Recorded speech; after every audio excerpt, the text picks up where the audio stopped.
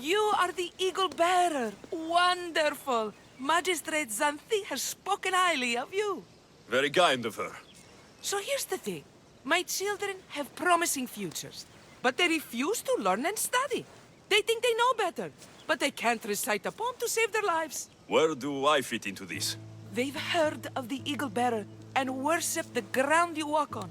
If you related an epic story to them, I bet they retain it and impress their tutors. It's an odd request, but I've been asked to do stranger things.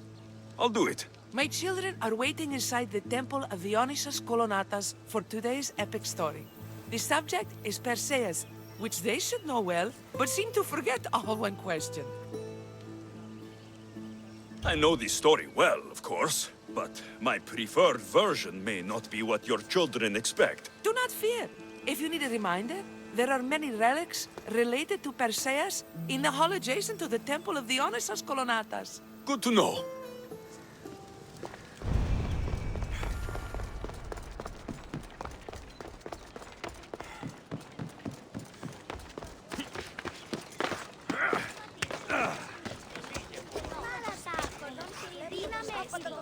Hello, I'm... The Eagle Bearer.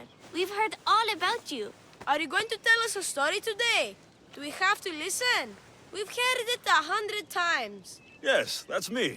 And yes, I'm telling you a story. Let us sing with the voice of the gods about the exploits of brave Perseus and the noble Pegasus.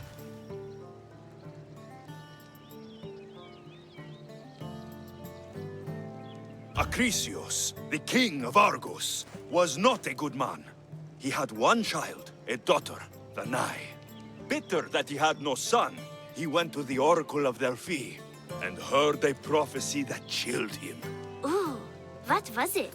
The oracle said Acrisius would be killed by his grandson, but Danae was unmarried and childless at the time.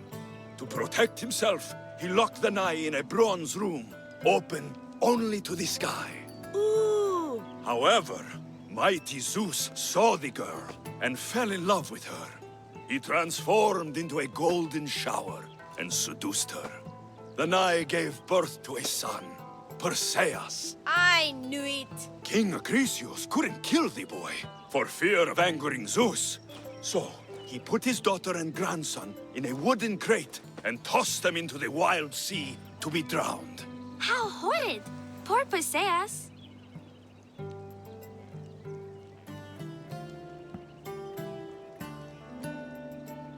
Perseus and his mother Danae were rescued on the island of Seriphos, and Perseus grew up under the care of a kindly fisherman, Victis.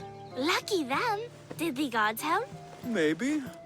Perseus learned to swim and ride and fight, and how to be good and just, even though his father was only a fisherman. I can do all those things too. Yeah, good for you. Except swim. Or be just. Hush. Now, Victis's brother was ruler of the island, but he was not a good man. He's scum.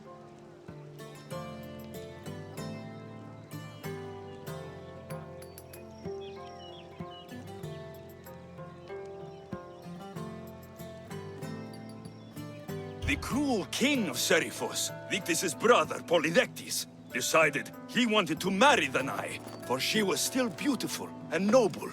But Perseus knows his mother does not want this. Victis couldn't stop his brother, so it was up to Perseus to interfere and be annoying. Christos, that's your job. I will keep the stinky king from marrying you. The cruel and, stinky king became angry. To get rid of Perseus, Polydectes sent him on an impossible quest. Prove yourself a warrior, and fetch me a worthy wedding gift, the king said, by killing a great monster! I knew it! Shh, I knew it too.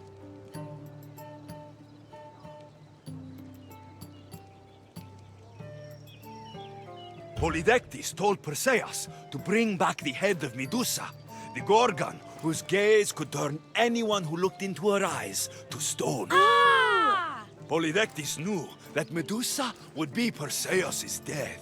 That stinker! But the evil king did not know Perseus was favored by the gods. Hermes gifted Perseus with winged sandals and a silver sickle, and Athena gave him a bronze shield polished mirror bright. Perseus flew to Medusa's lair and used the shield to watch her reflection. He cut off her head with the sickle of Hermes. As she died, the winged foal Pegasus sprung from her neck. Yes! Flying home, Perseus found the maiden Andromeda chained on the Ethiopian cliffs, waiting to be sacrificed to the baleful sea monster Ketos. Perseus used Medusa's head to turn Ketos to stone, rescued Andromeda, and married her. Take that, Ketos! Perseus returned home to find King Polydectes relentlessly pursuing Danae. They quarreled, and Perseus showed the king his wedding gift. When he saw Medusa's head, Polydectes turned to stone. Yes!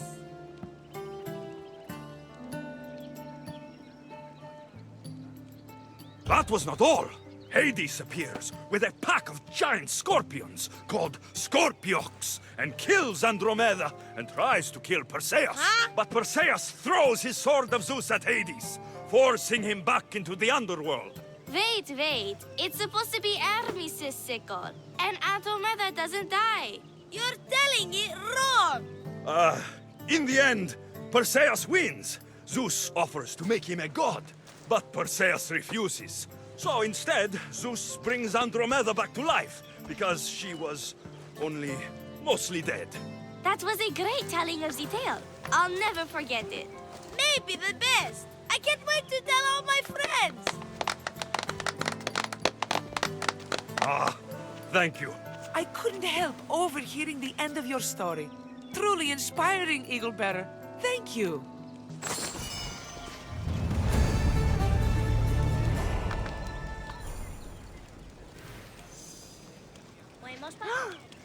He made it